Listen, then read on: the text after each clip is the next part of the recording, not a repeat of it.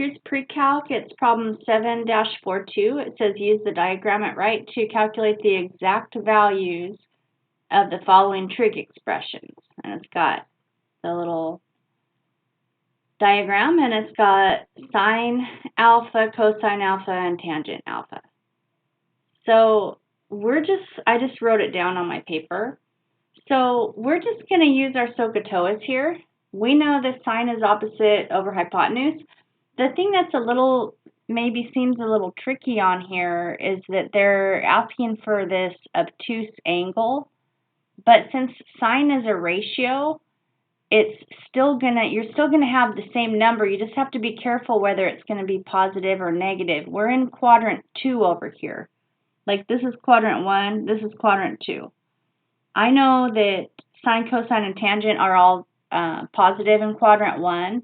In quadrant 2, we have to be careful because only sine would be positive here. Cosine and tangent are going to be negative in this quadrant, and that is because cosine is your x value, so you have negative x's, and tangent is y over x, so it's going to be a positive over a negative.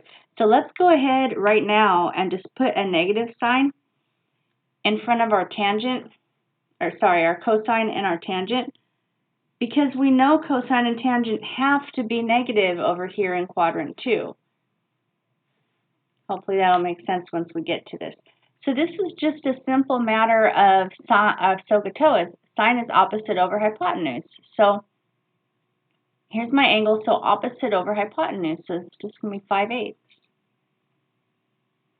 That's all. That's the answer to letter A. Cosine is adjacent over hypotenuse.